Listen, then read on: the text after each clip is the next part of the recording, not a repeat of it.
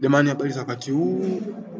Hili ni group namba 11. Tumekuja kuelezea namna ya kutengeneza gazeti, ambapo hizi ni tutorial za namna ya kutengeneza gazeti letu. Ambapo cha kwanza kwenye kutengeneza gazeti lazima mwanzo uwe na software ambayo inaitwa Adobe InDesign. Utakuja kwenye search bar hapo utaikuta Adobe InDesign hii hapa.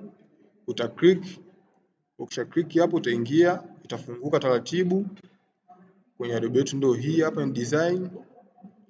Ukishafika hapa inafunguka taratibu, ina load tayari kwa sababu tuna create new.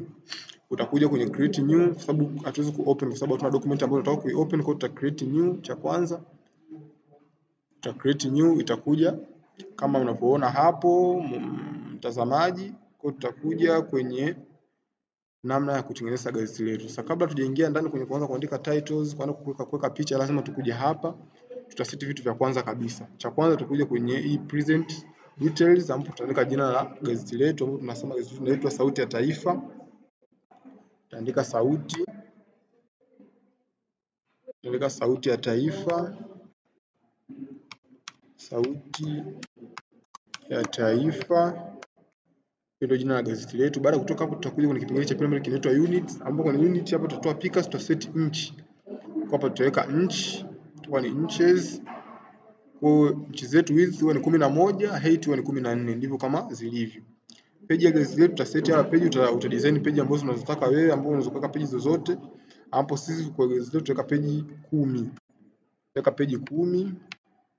Baada ya kutoka hapo tutakuja kwenye column. Column kawaida mara nyingi huwa tunatumia column 5 kama zinavyoonekana hapo, mpenzi mtazamaji. Baada ya hapo tutakuja kwenye create.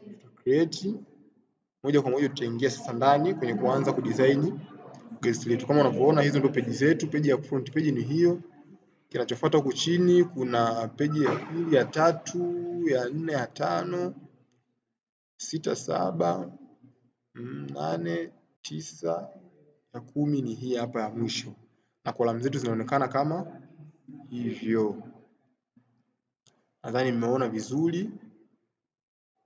Kwa karibu tuendelee kujifunza vitu vingi vinavyohusiana na Adobe InDesign au namna ya create gazeti au kudesign na kufanya layout ya gazeti.